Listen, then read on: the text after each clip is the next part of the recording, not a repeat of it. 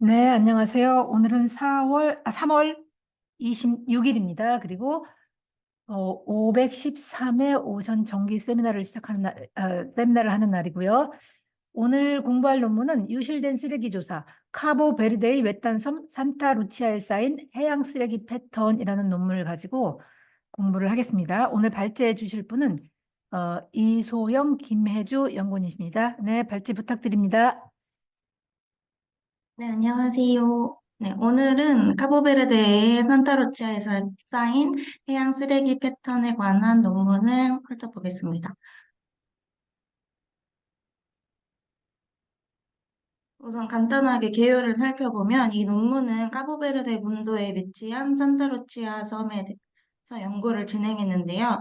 특히 이 섬에 있는 세 개 해변, 6개 정점에서 모래를 채취하고 그다음에 드론 조사를 실시해서 해양 쓰레기가 얼마나 많이 쌓여 있는지 분석을 했습니다. 이곳에서 발견된 쓰레기는 주로 플라스틱이었는데요. 제곱미터당 최대 917개까지 플라스틱이 발견됐습니다. 이 산타루치아 섬은 굉장히 외진 곳에 있는데요. 이 중에서도 아차도스 해변은 이 프라이아도스 아차도스라고 불릴 만큼, 이 발견의 해변이라고 불릴 만큼 해양 쓰레기가 굉장히 많이 발견되고 있다고 합니다. 그리고 또 이 쓰레기의 대부분은 섬의 북부에서 발견되었으며 이런 결과는 해양 쓰레기의 이동 경로가 해류와 바람의 영향을 크게 받는다는 것을 시사합니다. 발제 순서는 우선 논문의 배경이 되는 산타루치아 섬을 설명을 하고 분석 방법과 결과, 논의 순서대로 훑어볼 건데요. 이 첫 번째와 두 번째는 제가 발제를 하고 분석 결과와 논의는 해주 연구원님께서 해주시겠습니다. 어, 산타루치아 섬은 카보베르데 군도에 위치하고 있는데 카보베르데 군도는 카로네시아, 여기 남부 유럽이랑 북부 아프리카 지역 중에서도 대서양에 있는 지역을 마카로네시아라고 합니다. 그래서 그 지역에 속해 있는 군도이고 이 군도 내에서도 유일한 무인도가 여기 빨간 네모 박스 안에 있는 산타루치아 섬입니다. 그래서 굉장히 인간의 간섭이 덜한 외진 곳에 있습니다. 그래서 통합자연보호구역 및 해양보호구역으로 지정되어 있는데요. 이곳은 강한 해류의 영향으로 이 북부 아프리카 옆쪽에는 대서양 연안에는 시계 방향으로 까나리아 해류가 흐르고 있는데 이 강한 해류의 영향으로 대륙 지역보다 더 많은 쓰레기가 지금 쌓이고 있습니다. 그리고 이곳에서 발견되는 해양 쓰레기 대부분은 개요에서도 말씀드렸듯이 대부분 플라스틱임을 확인할 수 있었습니다. 연구에서는 다음과 같은 방법으로 해양 쓰레기를 분석을 했는데요. 우선 세계 해변의 6개 정점을 선정을 해서 진행을 했습니다. 첫 번째 방법으로는 1제곱미터 정사각형 규모에서 모래 샘플을 채취한 다음에 채로 거르는 방법을 사용했고요. 두 번째는 드론을 활용해서 상공에서 보이는 쓰레기를 식별하는 방법으로 해양 쓰레기가 얼마나 많이 쌓여 있는지를 파악했습니다. 이렇게 모니터링을 실시하기 4개월 전부터 해변 정화 활동을 실시하지 않아서 인간의 개입 없이 얼마나 많은 쓰레기가 쌓이는지를 파악하려고 했습니다. 그래서 이 방법을 통해서 이 규모 안에서 미세 메조 플라스틱 수준을 평가하고 항공 이미지를 통해서 해양 쓰레기의 축적 수준을 평가하고자 했습니다. 그래서 우선은 1제곱미터 규모에서 모래를 샘플을 가져와서 체에 거르는 방법을 통해서는요, 이 미세 플라스틱, 메조 플라스틱, 그리고 25mm 이상 플라스틱으로 분류를 했고, 그 다음에 해양 쓰레기의 유형을 살펴보니 파편, 펠릿, 필라멘트 등 7가지 유형으로 나눌 수가 있었습니다. 드론을 활용한 결과를 통해서는 이 해양 플라스틱의 화학적 성분을 알 수 없기 때문에 모래 샘플 과정에서도 역시 화학 분석을 진행하지 않았습니다. 드론을 활용한 항공 이미지는 해안선을 따라서 최소 100m 이상 촬영을 진행하였고 해변의 전체 폭을 촬영하였습니다. 여기서는 항공에서도 식별 가능한 큰 해양 쓰레기만 구분이 가능했는데요. 파편, 낚시도구, 용기, 가공 목재, 기타 등으로 구분을 할 수가 있었습니다. 이 연구자는 이 2가지 방법 이외에도 이 지형 변수를 계산하고자 했는데요. 고도와 경사, 지형이 얼마나 고르지 않은지, 위도, 경도 등을 고려하려고 했습니다. 그래서 모니터링 지점에서 식별한 유형별 항목수, 그다음에 항목 길이의 합계를 분석을 하고 또 이 누적량이 지형 변수에 따라서 얼마나 제한된 시간 안에 달라지는지 테스트를 하기 위해서 포화송 분포를 사용하였습니다. 네, 분석 결과를부터는 제가 말씀드리도록 하겠습니다. 일단 그 첫 번째 방법인 그 제곱미터 정사각형 규모에서 모래 샘플을 수집한 것에 대한 분석 결과입니다. 일단 제곱미터당 최대 917개의 플라스틱이 발견됐고, 전체적으로는 1,478개를 발견했고, 그 중에서도 메조플라스틱이 가장 많이 발견되었다고 합니다. 주로 그 아차도스 해변, 그러니까 아까 그 지도에서 북쪽에 있는 A1, 2, 3에서 해양 쓰레기가 발견이 되었고, 그 중에서도 A3, 그러니까 가장 서쪽에서 제일 많은 쓰레기가 발견되었다고 합니다. 종류로는 파편, 즉 프래그먼트가 64에서 70%가 발견되었고, 이외에도 뭐 펠릿, 필라멘트, 밧줄, 폼, 필름 등의 순으로 발견이 많이 되었다고 합니다.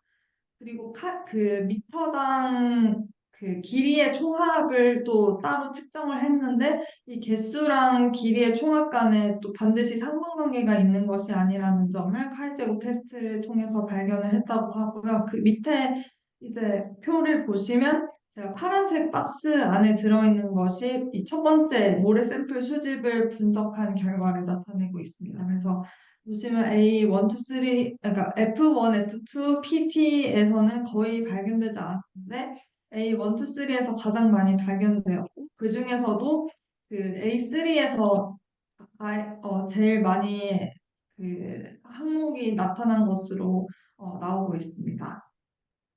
다음. 그다음 두 번째로 이제 상공에서 보이는 쓰레기를 식별한 걸 분석한 결과입니다. 일단 항공에서 여섯 장의 정사 사진을 촬영했고 이를 통해서 1,501개의 해양 쓰레기를 발견을 했고요. 제곱미터당 최대 38개의 거대 쓰레기를 발견했는데 여기서도 대부분 A1, 2, 3에서 많이 발견이 되었고 그 중에서는 이번에는 A1에서 가장 거대 쓰레기를 많이 발견을 했다고 합니다. 그래서 A1, 1, 3, 2 순으로 높은 밀도가 나타났고, 그리고 F1, 2, 그리고 PT에서는 밀도가 거의 없는 것으로 발견이 됐습니다. 여기서도 마찬가지로 모래 샘플 접근법이랑 비슷하게 그 가장 많이 발견된 항목이 프래그먼트였고 그 다음으로는 뭐 어망, 로프줄, 가공목재, 작은 병, 이 문어 냄비라고 아마 이게 도움이었던 것 같아요. 네, 수정을 하겠습니다. 기타 용기, 기타 알 수 없음의 항목이 그 다음으로 많이 발견이 되었다고 합니다. 그리고 또 가장 그 길이를 보시면 길이는 또 조금 다른데 여기서 그 A1의 낚시 관련 항목이 가장 많은 길이를 차지했다고 합니다. 네, 다음 페이지로 넘어주세요.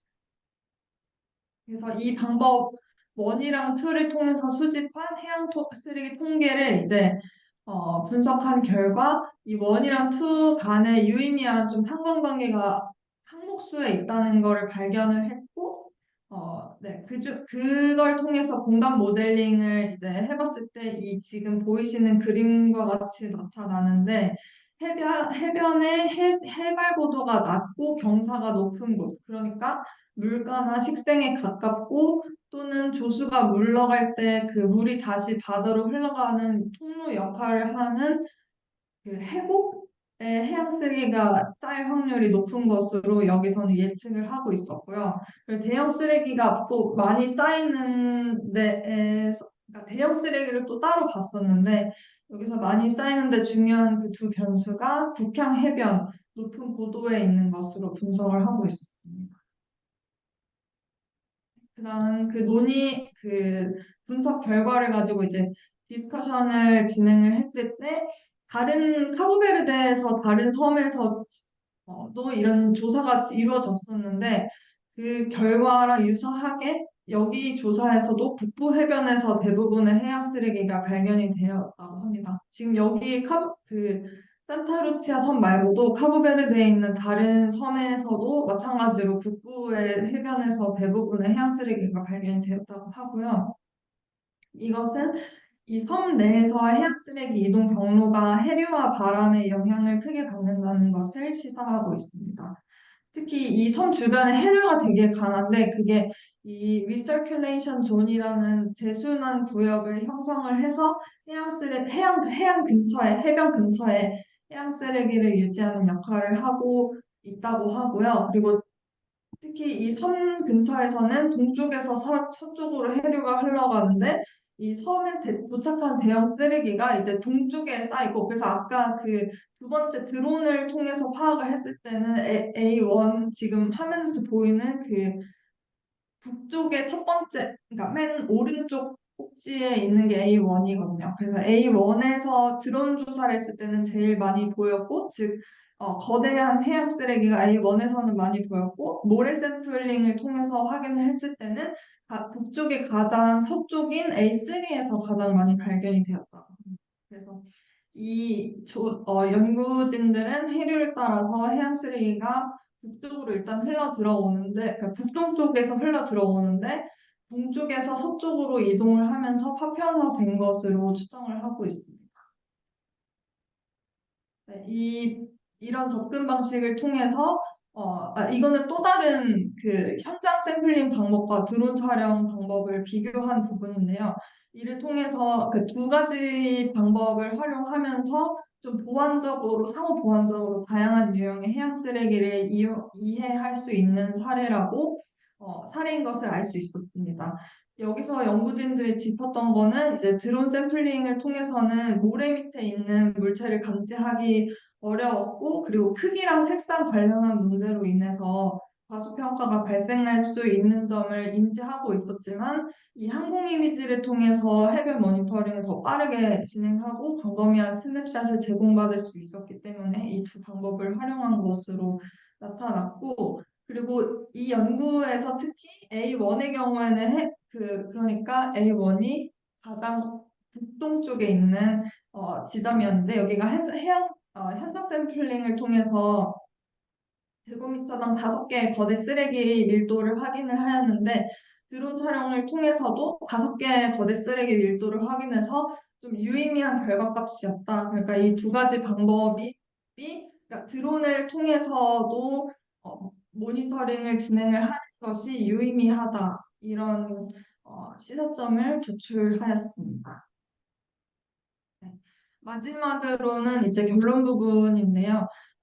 그래서 결론 부분을 요약을 하면 산타루치아 같이 아까 무인도라고 설명을 해주셨는데 이런 섬일지라도 이제는 해양 쓰레기라는 뭐 전지구조 위험에서 자유롭지 못하고 특히 다른 그 주변 지역의 다른 섬과 유사하게 이 섬의 북측이 이제 해양 플라스틱 쓰레기의 저장고로 떠오르고 있다고 합니다. 그래서 뭐 전 세계적인 쓰레기 관리 대책과 정책적 노력이 필요하다 이러면서 마무리를 하고 있고요. 이 정도로 일단 논문은 말씀드릴 수 있을 것 같고, 저는 이제 해양 쓰레기 관련해서 이런 논문을 오션 들어온 이후에, 그러니까 사실 이전에는 뭐 읽어본 적이 없고, 오션 들어온 이후에 제가 조금 읽어보려고 이렇게 노력을 하고 세미나에도 참여를 하려고 하는데, 실무를 하다 보니 막 그렇게 많이 생각보다 하지 못하는 약간 핑계가 있는데요. 그래도 그래서 저는 이 논문을 읽으면서 조금, 어, 새로운 내용을 알 수 있었지만, 사실 항상 이 논문을 봐오셨던 입장에서는 이 논문 내용이 얼마나 새로운 내용일지 저는 잘 모르겠더라고요. 아마도 이미 기존에 있는 내용을 그러니까 알고 있는 내용을 보여주는 사례로서 보여주는 일종의 논증 역할이 아닐까 이런 생각이 있었고 그리고 우리나라의 경우에도 이런 해류 때문에 유사하게 이런 패턴이 나타나는 게 있는지 그런 것도 저는 궁금했던 것 같습니다. 네, 이 정도로 마무리하고 Q&A나 뭐 진행해도 될까요? 네, 감사합니다. 네, 발제해 주셔서 감사하고요. 네. 생소한 분야인데 발제해 주신 알고 애쓰셨습니다. 네, 말씀하신 대로 Q&A 시간을 갖겠습니다. 질문하실 거 있으시면 해주시고 또 궁금하신 거 아니면은 저 혜진이 말씀하신 대로 기존에 알고 있던 지식을 조금 더 보충해주고 싶은 것 이런 거 있으면 말씀해 주시기 바랍니다.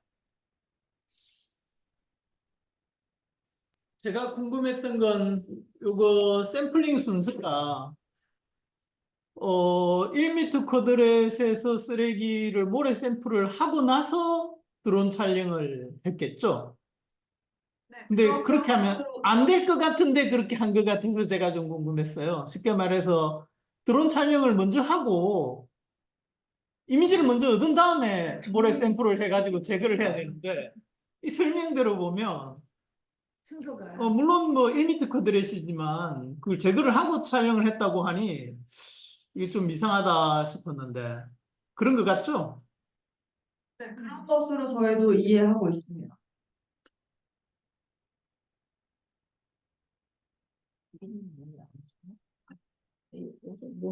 이 방법론을 되게 자세하고 길게 얘기를 해주고 분석 부분에서도 그 방법론을 어떻게 활용을 했는지 뭐 되게 자세하게 크리티컬한 내용으로 얘기를 해주고 있는데 저희가 그런 부분에서 그렇게 잘 알지 못하기 때문에 뭐 놓치고 넘어간 부분이 있을 수 있는데요. 방금 소장님께서 질문 주신 부분은 아마도 그렇게 진행한 것로 저희가 이해는 하고 있는데 뭐 또 자세히 한 번 더 확인을 해보겠습니다.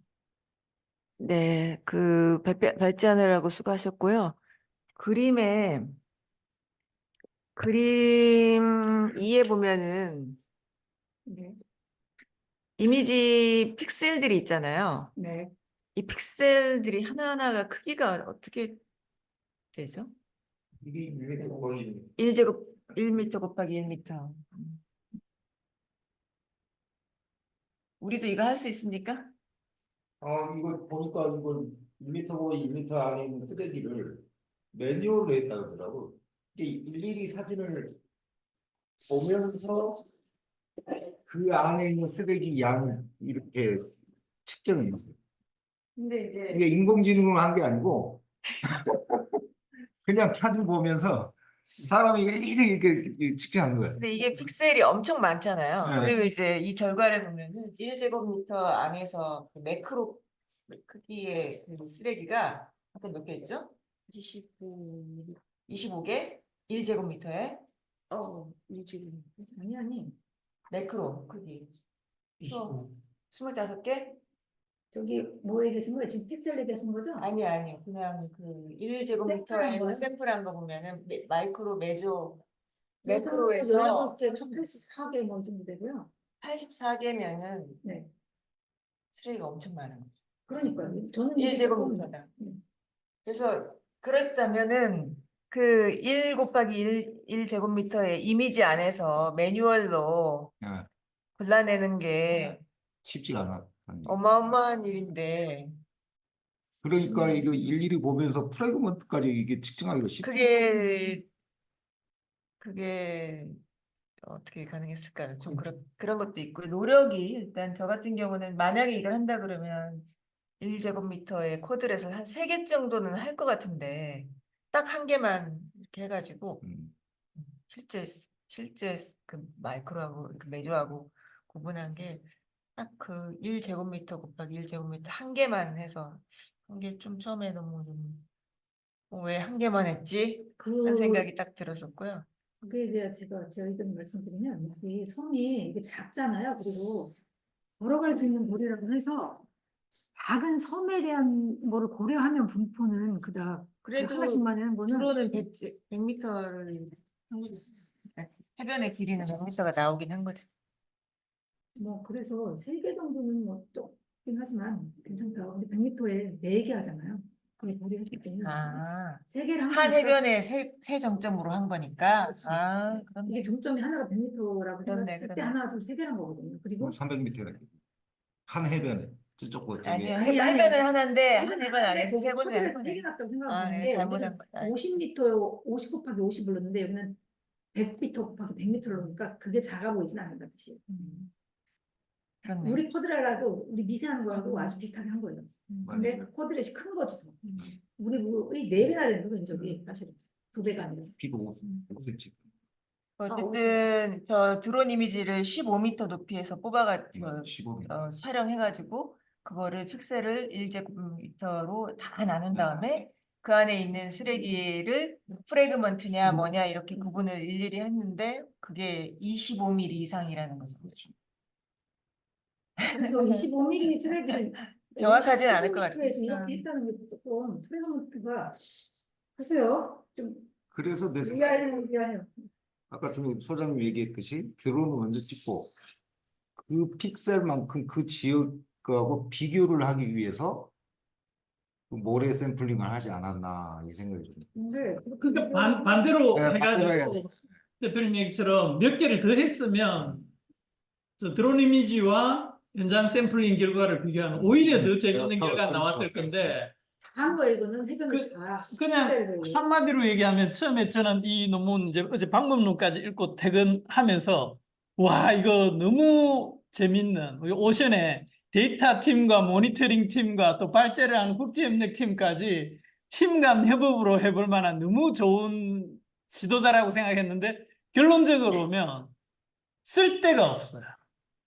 쓸모가 이 접근을 실제로 우리가 해봐야 되겠구나라는 생각이 좀 안 드는데 그럼에도 불구하고 이 방법론들을 우리가 조금 큰 영역에서 적용해 보면 상당히 재밌는 결과가 좀 전에 얘기했던 것처럼 뭔가 반대로 한다든지 그다음에 제일 제가 이제 좀 실망스러운 건 이 해변 안에서 분포를 그냥 프리딕션 했잖아요. 그것도 의미 있는데 그렇게 해가지고 어디 쓸 거냐는 거야.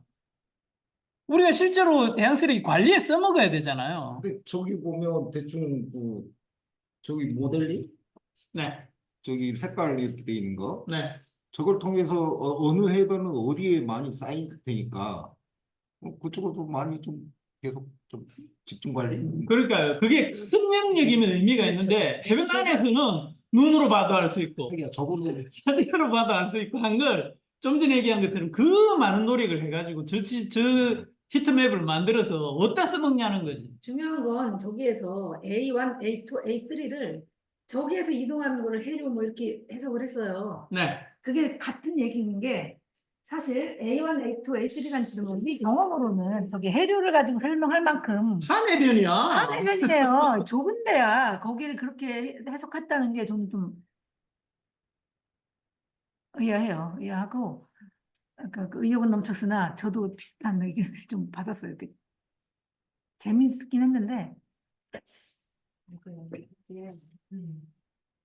근데 이 해변이 유일한 무인도이기도 하고 저기 까나리아 해류에 의해서 까나리아 섬이 또 있거든요, 저 근처에. 그거 근데 제도가 있죠. 거기가 까나리아 제도. 마이크로라고 하는 이름의 학술 대회가 열리는 곳이에요. 그 마이크로 2023 뭐 이런 식으로 열리는데 그렇게 된 이유가 여기 엄청 많네. 그렇게 된 이유가 저게 너무 마이크로 플라스틱 많이 오는 거예요. 그래서 그 신박사가 한번 참가를 했는데 몇백 명이 참가를 했는데 전 참가자에게 유리병에다가 마이크로 플라스틱 그 해변에서 주운 마이크로 플라스틱을 다 담아줬어. 근데 엄청 다채로운 그 펠렛이 많더라고. 예, 아직도 갖고 있는데 어쨌든 이제 이 해류 때문에 이 먼 거리를 이동하면서 큰 것이 많이 부스러져서 프래그먼트가 많았잖아요. 25mm 이상에서 프래그먼트가 많은 이유가 이게 이제 외부에서 해류를 따라서 참 많이 이동하면서 점점 깨지면서 프래그먼트 비중이 높은 거고 그거의 그 결과물로 이제 뭐 동쪽 A1보다는 A3에 조금 더 이제 많이 있어요. 크게 도달한 큰 사이즈가 점점 더 부스러져서 A3로 갈수록 더 뭐 째어진다. 미세 플라스틱이 많아진다 이런 결론 낸 것 같은데 저도 얘기한 것처럼 얘는 이게 매니지먼트를 목적으로 하는 게 아니고 한 해변에서 그 작은 해변 안에서의 어떤 공간 분포 그거에 미치는 물리적인 영향, 환경적인 영향 이런 걸 보기 위해서 한 건데 아마 이제 이런 시도를 딴 데다가 이제 적용을 하면 또 다른 결론을 낼 수가 있겠죠. 근데 우리 같으면 저 드론 이미지를 저렇게 하지 않고 그 피복도를 개선하잖아요. 그렇죠. 그 훨씬 쉽죠. 그 그게 더 소프트웨어가 따로 있어서 드론을 그냥 찍은 다음에 그 사진에다가 소프트웨어로 이렇게 동그라미를 툭툭툭툭 치면 그 점을 찍어 나가면 그걸로 그냥 바로 피복도가 나와버려요. 전체 해변의 그 사진상의 해변 면적을 구하고 점 찍은 그 점의 면적을 다 더해가지고 비율로 내면 해변 그 표면의 피복도가 나오거든요. 그러니까 그건 2시간 안에 다 끝나는 작업이에요. 이렇게 오염이 많이 됐어도. 그래서 훨씬 효과적이죠. 우리가 가지고 있는 그 기술이 더 훨씬 효과적이다. 네. 그런 얘기. 네. 나는 그좀 다른 의견 있으면 말씀해 주세요. 저렇게 저기 모델링 뭐 하는 거, DLM? 예, 저기 알로 한 거 같더라고요, 보니까. 네. 아이고. 늘 말씀드리지만 저 원리만 알면 저 JLM으로 모델하는 건 너무 사실은 일도 아니거든요.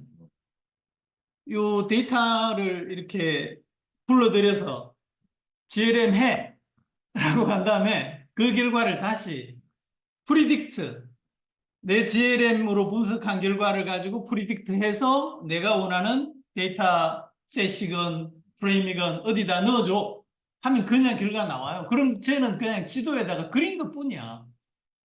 사실은 하여튼 저 R이나 하여튼 이게 그 소프트웨어가 좋아지면서 굉장히 간단한 일이 됐는데 문제는 그 전 작업이 좀 힘들어요. 그러니까 여기도 당장 보면 포화성 분포를 썼다고 나오잖아요. 뭐 그리고 뭐 네가티브 바이노미얼 뭐 이런 분포들을 써야 되는 이유가 쉽게 말해서 지금 요 그림에서 보면 대부분의 공간이 제로야. 그렇죠. 대부분의 공간이 제로고 가끔 가다가 쓰레기가 있는 데만 있잖아요. 그럼 얘들은 표준 정규 분포가 아니기 때문에 그런 데서 이제 포화성 분포를 써야 되겠다. 뭐 이런 이제 나의 데이터를 이해하고 그것을 GLM을 돌리기 위한 데이터셋으로 정제하는 작업이 힘들지 그 작업만 끝나고 나면 구현하는 건 구현하는 건 굉장히 간단한 과정이다. 두려움을 떨치고 나는 모르 시도해봐라. 시도해보면 결과는 굉장히 쉽게 얻을 수 있다까지 말씀드릴게요. 네, 다른 의견 있으신가요? 네, 연기님. 있습니다. 네, 여기 앉으세요.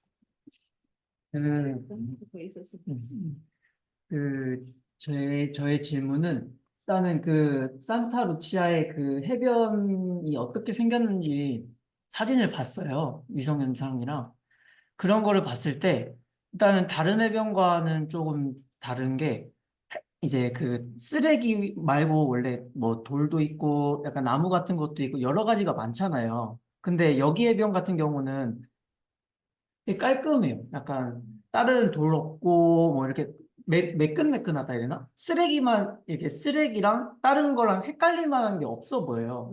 그래서 아까 말씀하신 것처럼 피복도로 했으면 어떨까 생각을 했어요. 왜냐면 피복도는 다른 돌이나 뭐 이런 걸랑 헷갈릴 경우가 많거든요. 근데 이런 해변에는 피복도를 사용했으면은 더 뭔가 시간도 단축되고 정확하고 하지 않았을까 이런 생각을 좀 해봤습니다. 네, 다른 의견 있으신가요? 그래서 여러 가지 이제 그 뭐라 그럴까 과학적 학문적 유용성 이런 건 어떻게 보면 굉장히 떨어지는 논문이에요. 그러니까 이게 방법론이나 설계가 굉장히 정교하고 막 이렇지가 않아. 내가 볼 때는. 그런데 이 논문이 실리고 의미가 있는 건 아까 선웅님이 얘기한 것처럼 이 위치. 카보베르데에서도 떨어진 이 아주 리모트 아일랜드의 뭐 이렇게 해양보호구역이잖아요. 그러니까 굉장히 프리스틴한 그런 곳에도 해양쓰레기가 굉장히 많이 이렇게 있더라. 이런 것들을 이렇게 보고한 글로서 굉장히 의미가 있는 거지. 방법론 자체로 보면 그렇게 잘 디자인된 것 같지는 않아요. 그리고 서플리멘터리 인포메이션을 지금 우리가 같이 안 봤는데 그거 혹시 보셨나요? 발제자들이 보셨어요? 안 봤어요? 거기에도 그림하고 그래프가 있거든요.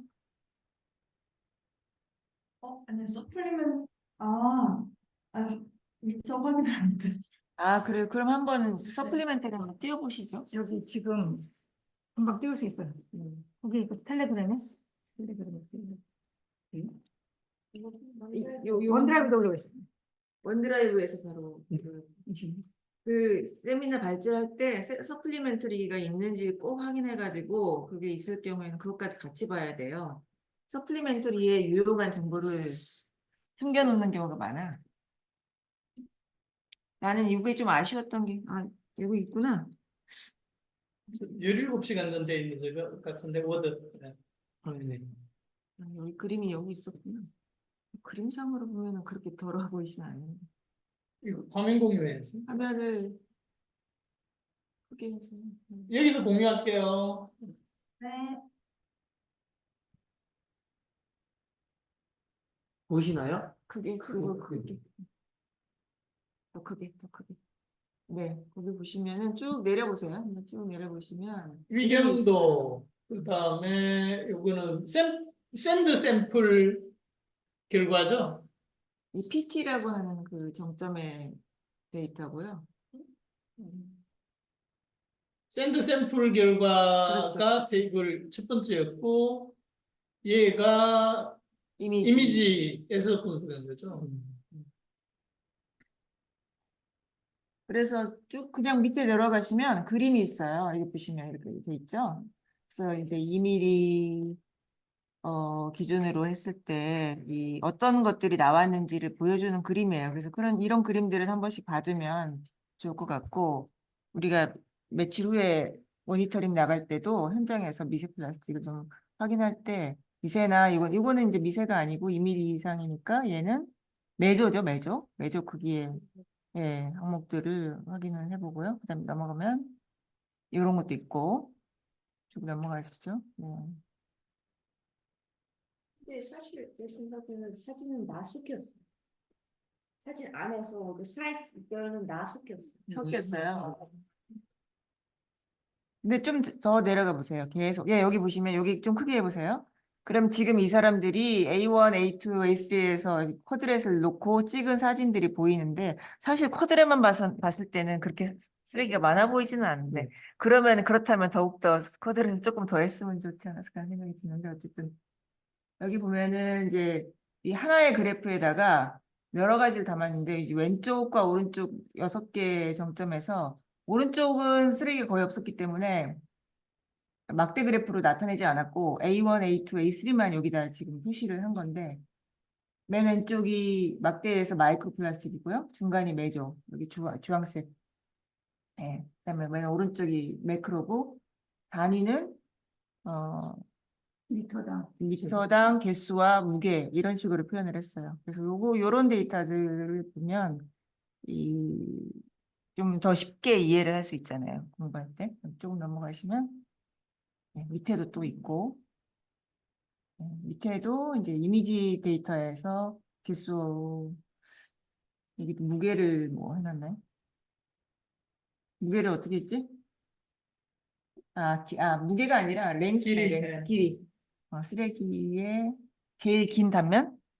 긴 면? 길을 쟀는데 그것도 더 했어요. 이거 왜 했는지 모르겠어요, 사실은. 이거 왜 했는지 모르겠어요. 안 해도 되는 거를 아무 할 필요가 없는 거를 한 거고요. 내려보시면 이렇게 되어 있어요. 이상한 거. 이런 것들 같이 참고를 보시면 너무 조금 위에 올라가면 여기 카테고리 나눈 것도 사실 제가 처음에 볼 때는 방금 그 위에 있었는데 조금만 내려봐요. 2번. 특히 매크로 내려가 봐요. 더 내려가도 돼요. 이거요. 여기 보면 매크로 데브리를 프래그먼트 피싱 컨테이너 우드 아더와 unidentified로 해가지고 뭐 이런 근거 없는 카테고라이제이션이 있지라고 하면서 그 카테고라이제이션을 제대로 안 해놓으면 제일 큰 문제가 뭐냐면 하나의 아이템이 두 개 카테고리에 속할 수 있는 이런 문제가 생기거든요. 그래서 내가 그걸 찾아내야지 하면서 봤는데 꼭 그런 건 없어요. 이게 근거 없는 카테고라이제이션이지만 나름 자기들이 어떤 경험이나 데이터의 성격 이런 걸 해가지고 했는데 어쨌든 저렇게 하면 안 되고요. 한 번 더 우리가 지금 사용하고 있는 카테고라이제이션이 얼마나 우수한 건가. 우리 국가해양 쓰레기 모니터링에 그게 플라스틱이 형태와 아이템으로 해가지고 사실은 웬만하면 중복 그게 안 되고 누락도 안 되게 다 들어갈 때가 있고 하나가 한 번만 딱 들어갈 수 있잖아요. 그리고 지금 이 조사 같이 매크로, 메조, 마이크로를 다 했다. 세 그룹을 다 비교할 거다. 어떻게 할 거예요? 동일한 기준으로 카테고리로 기준으로 그 비교를 해야 될 거잖아요. 우리가 개발하는 방법으로 그게 가능하다. 이 사람들은 못해. 왜? 그 개념이 없기 때문에. 물론 이게 네. 여기 보면은 오스파 프로토콜을 사용했다고 했는데 그거는 단지 100m 100m를 해야 된다는 거하고 4달에 한 번 청소했다는 것도 조금 모호한 게 4달 전에 그럼 청소를 한 거예요? 그거 이따가 안 되죠. 이것도 그건 명확하지 않더라고요. 명확하지 않게 나와요. 그러니까 여기는 워낙 출입이 잘 안 되는 곳이니까 그 4달 정도는 쓰레기를 청소하지 않았을 것이다라고 생각을 한 건지.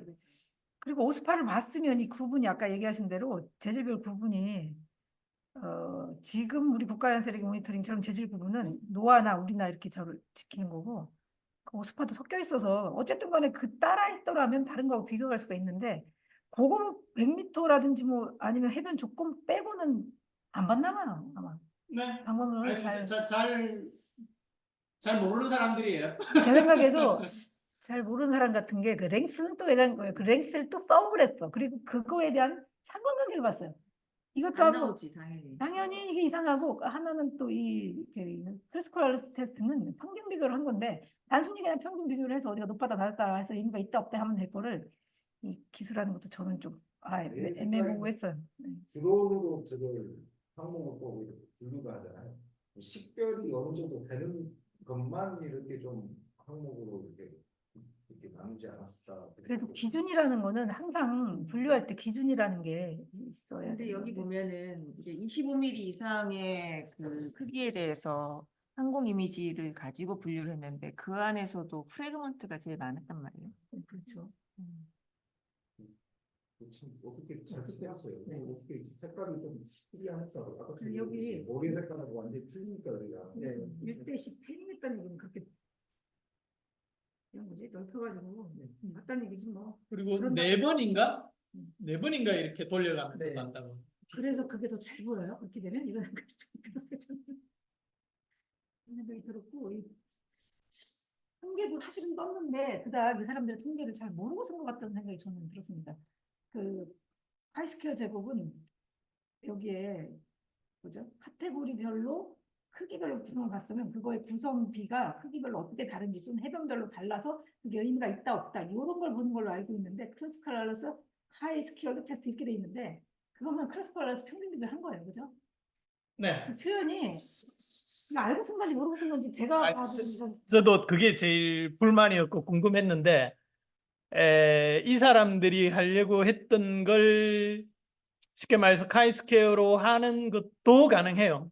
근데 이게 제가 이제 이 새로 이거 해봐야지 싶었던 게 매크로, 메조, 마이크로 사이의 관계를 해보려고 했는데 샘플 수가 너무 적어가지고 그게 할 수가 없더라고요. 코릴레이션 테스트 자체를. 그러니까 이 사람들도 그거 대신에 그 대안적인 방법으로 카이스케어라는 걸 해가지고 카테고리와 해변 뭐 사이에 이렇게 독립성이냐 이걸 한 거라서 그 표현을 코릴레이션이라고 하는 건 사실은 약간 안 맞고 뭐 그렇다고 해서 독립성이라고 하는 게 더 맞냐라고 하면 뭐 하여튼 애매해요. 근데 문제는 이 사람들이 그 결과를 그 바 차트 같은 걸로 보여줬으면 왜 이 사람들이 그 코릴레이션을 카이스케어로 검증을 했지? 라는 게 이해가 됐을 건데 그걸 안 하는 바람에 저 같은 사람도 도대체 이걸 왜 카이스케어로 했지? 결과가 이게 또 무슨 의미지라는 걸 글만 있으니까 알 수가 없었어요. 글도 좀 이해할 수가 없었고 그리고 그 GLM 한 것도 그 GLM 방법이나 뭐 이런 걸 떠나서 아까 결과가 그 워러 엣지의 하이 엘리베이션 뭐 이런 식으로 나왔잖아요. 네. 아, 그것도 저는 뭐 결과표를 봐야 알겠지만. 그리고 하나는 뭐요? 하이 엘리베이션에 베지테이션 나왔어요? 그러니까 높은 데가? 네. 아, 의아해요. 그 아이, 단, 하이 엘리베이션의 베지테이션은 당연한 것이 당연하죠. 사구의 뒷면에 이렇게 식생이 있으니까 거기에 쓰레기들이 갇히잖아요. 그거 우리 모니터링할 때 굉장히 중요한 고려 사항이거든요, 사실. 로 뭐야? 로우 엘리베이션은 워터 엣지고 스티프라고 하죠. 스티퍼. 그렇죠. 네. 이런 것들이 이게 이제 결과가 나와서 그렇겠죠. 네. 근데 그게 좀 이해가 아, 네. 저는 되는데 그러니까 그게 이 해변 하나에서 그걸 했다라는 건 아까 제가 얘기한 것처럼 뭐 옷 따서 먹으려고라고 할 수 있지만 이걸 좀 더 넓은 이렇게 범위로 나중에 우리가 연구를 확장한다고 하면 이런 접근도 가능한 거죠. 그러니까 그냥 상식적으로 네. 여러 엣지에 스티퍼를 한 데가 쓰레기가 많았다. 이게 좀 이해가 안 가더라고요. 그게 저 뭐지? 뭐야? 그 다음에 나오지만 약간 뭐 트러프? 네네네. 구분을 해놓긴 했는데. 당연히 트러프 많았을 네네. 때 이렇게 그 물이 흐르는 곳이니까. 당연히 써야지. 이게 근데 이 논문이 실린 저널이 Environmental Pollution인데 이게 임팩트 팩터가 8.9예요. 그러니까 우리가 제일 많이 내는 머린 폴루션 블레틴보다 더 훨씬 높은 학술지거든요. 근데 이거는 MPB 정도에 실려야 되는 논문인 것 같아요. 그래서 우리도 여기다 실자 생각이 들었어요.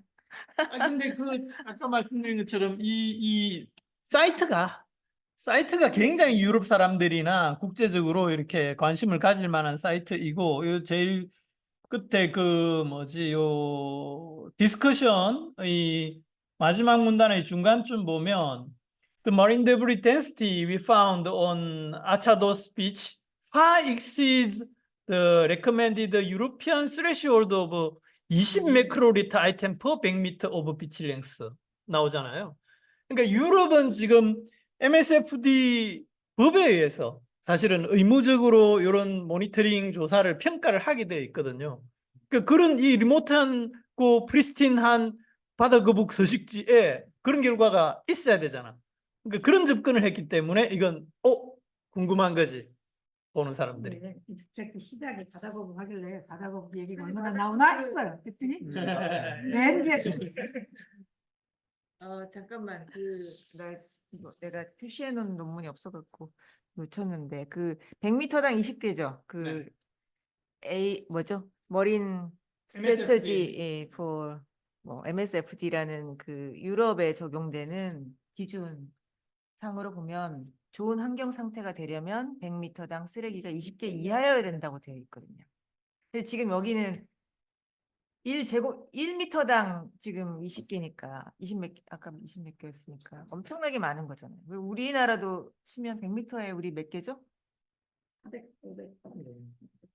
400개 이렇게 되니까 우리도 이제 유럽의 기준으로 보면은 엄청 요금이 많이 된 거예요. 그러니까 이 기준을 이렇게 달성했다는 거를 한번 우리가 기억을 할 필요가 있고 우리 연일 캠페인에서 그래서 90% 줄이자는 게 사실 이거와 같은 접근이에요. 유럽의 MSFD의 접근이에요. 그러니까 괜히 근거 없이 90% 줄이려고 한 게 아니야. 90%를 줄이면 500개 90%를 줄여도 MSFD의 스레스홀드를 넘죠. 이제 프래그먼트 빼고 예전에 1차 때 했을 때는 보면은 처음 시작했을 때 50개 정도 됐었거든요. 500개? 500개, 50개가 아니고 500개. 지금 프래그먼트까지 했을 때 이제 500 몇 개니까. 일기 모니터링 그 리절트는 486개라고 그랬거든요. 논문에는. 그러니까 큰 거를 빨리 줄여야지만 미세 플라스틱을 줄일 수 있으니까 미세 플라스틱을 이렇게 줄이려고 뭐 줍거나 이럴 필요는 없는 거예요. 큰 거를 주어내야지. 큰 거를 주어낸다면 프래그먼트 여기 늘 나오는데 우리 이기 모니터링이 강조를 하신다고 하신 게 그게 굉장히 맞는 게 프래그먼트 비율이 워낙 높으니까 에서도 드러나고 그다음 그래서 우리 프리덤프 연계에 의미가 있다 이런 얘기고요. 마지막으로 저는 한 가지만 더 얘기드리면 마이크로보다 마크 메조 개수가 더 많아요. 그건 좀 그래서 이거는 채로 걸러서 샜기 때문에 틀릴 수가 없는 건데 그거는 메조가 더 많은 이거는 거의 불가능한 일에 가깝지 않을까라는 게 상식적으로. 제가 레슨에는 왜냐면 채는 하나밖에 없거든요. 1mm밖에 없어요. 그래서 다 숙였어요. 다 숙이고 그리고 사진 서플리멘터리 사진 보시면 다 숙였거든요. 그래서 하나씩 보시면 이렇게는 엄청 그래도 어려운 그분이 작업 1에서 5, 5에서 20으로 분명히 기술을 하고 있단 말이에요. 아, 원밀리체를 안 쓴 거예요? 안 쓰는 거예요. 아. 1mm 채만 쓰는 거예요. 그래서 다 이게 경험이 없는 사람들이 네.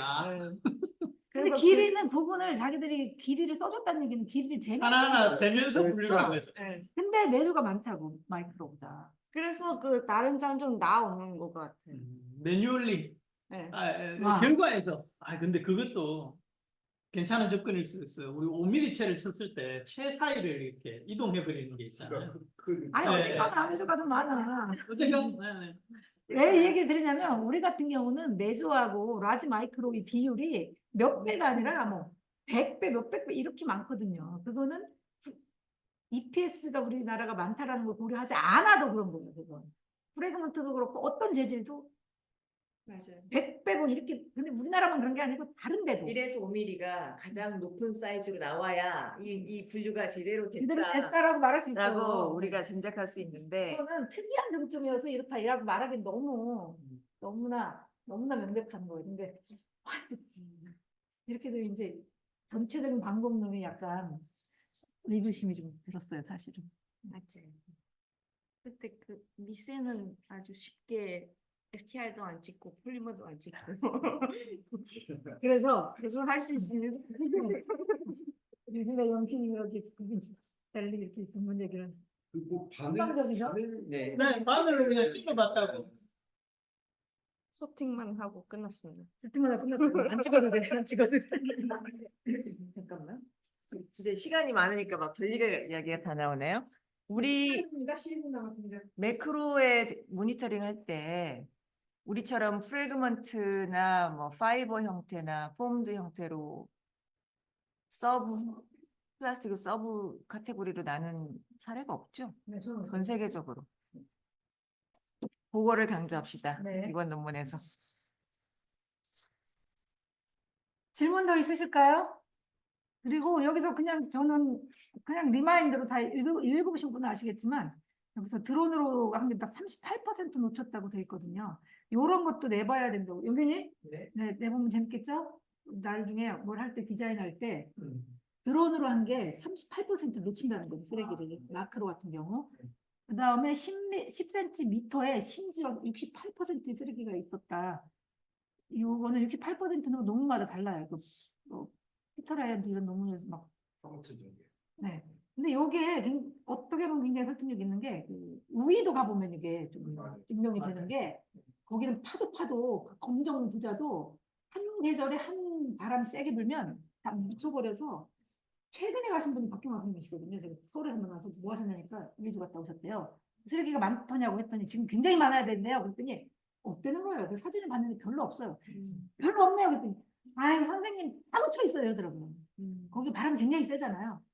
그래서 모래들이 확 덮는 거예요. 그래서 우리가 요 인근에서 보는 해변은 이렇게 68%가 묻혀 있다라고 생각할 수 없지만 또 이 여기가 그렇지. 이런 걸 고려했을 때 이런 것들도 바람이 많이 받는 에너지가 강한 해변이 얼마나 묻히는지. 조용한 해변은 리워드 해변은 안 묻힐 것 같아요. 그렇게는. 이런 시사점이 좀 있더라고요. 네, 재밌는 점은 있어요. 네. 그리고 여기서 38%하고 68%를 고려해서 1.1개거든요. 1.8개 평균을 가지고 5개 정도 되겠다. 이것도 저는 계산을 해봤는데 이 정도 나와요 또 계산이. 땀은 파지 말자 인간적으로. 드론 이미지로 뭔가를 할 때는 항상 그 묻히는 환경인가.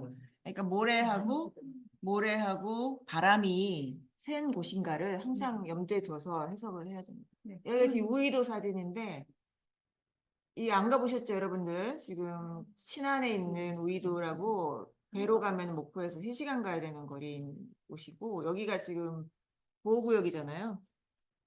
맞죠? 네, 국립공원. 국립공원이고 보호구역이고 이게 오른쪽에 있는 이 모래가 이게 거의 오른쪽이 아니고 이제 오른쪽으로 가서 너머로 오른쪽 너머에 보면은 띠반 너머에 사구 모래사구 미끄럼틀 우리나라에서 제일 높은 풍성사고. 중성사구 오른쪽. 여기서 오른쪽. 너머에 있어요. 너머에.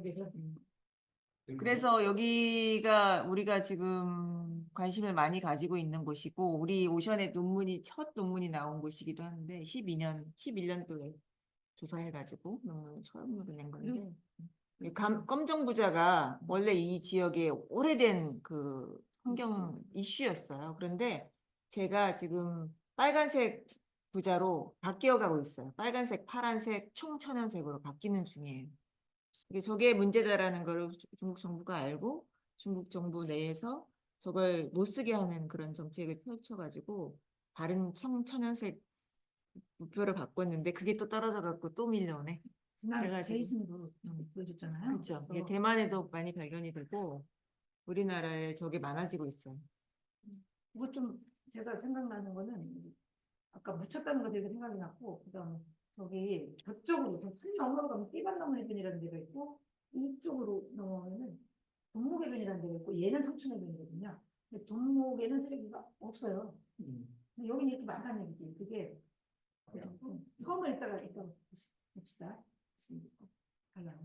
그러니까 위치가 네. 쓰레기 양이 결정하는데 그래도 띠반나무도 이렇게 가보면 띠반나무 한 번도 안 가봤어요.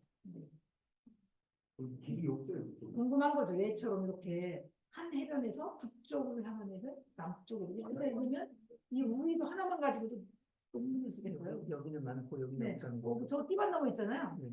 저기도 많을 것 같네요. 많죠. 알아요. 그러니까 요거만 저기도 몇 번에 논문서 되겠잖아. 이게 그래서 저쪽 둘 다 안쪽에 싸우고. 오목한 데는 없어. 그리고? 지금 오목한 데 거기. 동목해변에 없어요. 그래서 이렇게 쓰고. 여기서 만약에 여기를 해본다면 비슷하게 해본다면 어떻게 해볼까? 이런 시사점이 있다는. 우리 발제한 사람들이 준비하면서 궁금했던 거 뭐 그런 건 없어요? 많겠지. 네. 저는 아까도 끝나면서 말씀드렸던 게 사실 조금 궁금했던 것 같습니다. 뭐 해류나 바람에 따라서 그 해당 지역에는 북쪽에만 쓰레기가 쌓이고, 뭐 그것도 북동쪽에는 큰 게 이제 북서쪽으로 가면서 점점 파편화된다고 했는데, 우리나라 뭐 워낙 지형이 좀 다양한 게 있어서 좀 다를 수 있겠지만 그런 어떤 패턴이 있는지 좀 궁금했던 것 같습니다. 제가 모니터링 데이터를 작년에 뭐 이렇게도 저렇게도 해보고 논문을 쓰겠다고 많이 해봤는데 그게 우리나라 같은 경우는 평균적으로는 남동 쪽에 쌓인 해변이 제일 높았어요. 그리고 그게 의미 있게 결과가 비교해 봤을 때 의미 있는 결과가 나오지 않았어요. 그러니까 다른 해변하고 몇 개 그룹을 그래도 너무 많이 하면 안 되니까 묶어서 한번 해봤는데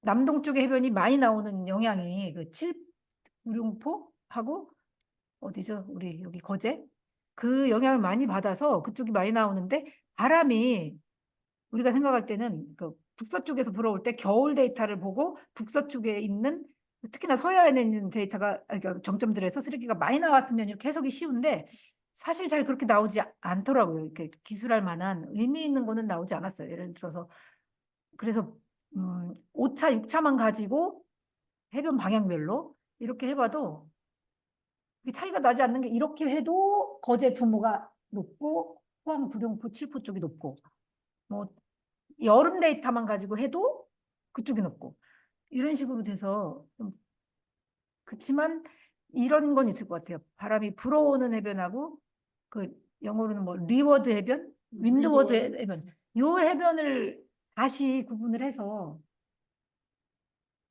해보면 어떨까라는 나 생각. 여기처럼 뭐 노스니스, 이스트니스 이런 식으로 해보면 모를까? 진화시켜도 되죠. 단지 방향만 가지고는 뭐 그렇게는 나오지 않았다라고. 네. 거기에 대한 바람에 대한 설명은 될 것 같고, 해변에 대한 해류회 같은 경우도 우리나라는 이렇게 뭐죠? 크로시아 해변이 해류가 잘라져서 스시마 해류가 이렇게 대한해협이 지나가잖아요.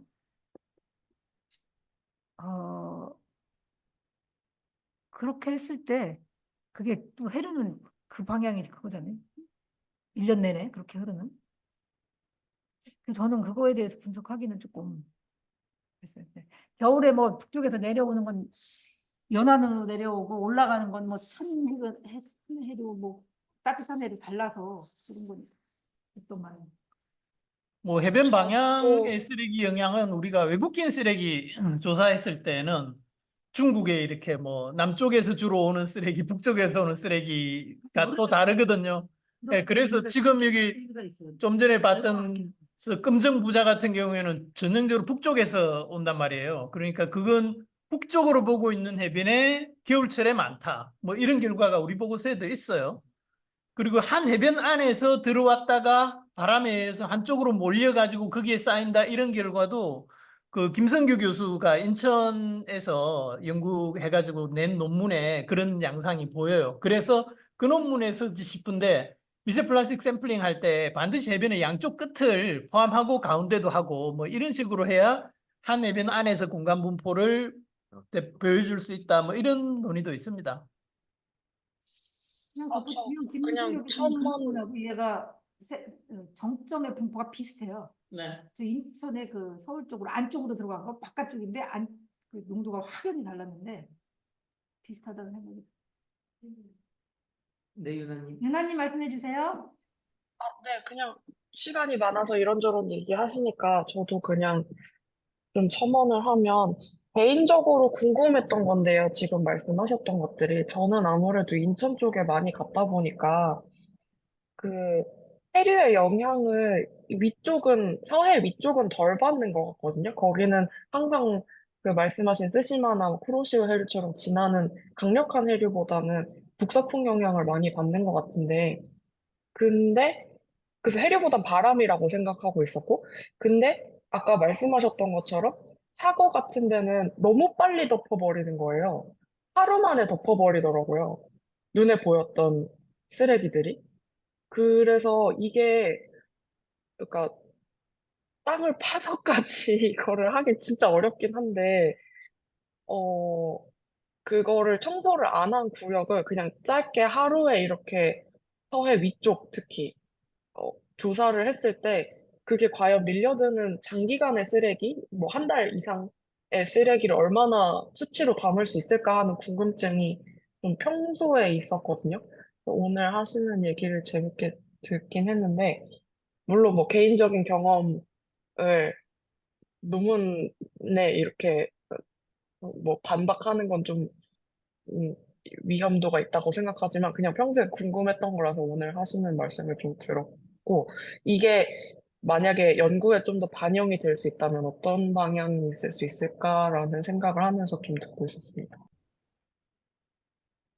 네, 감사합니다.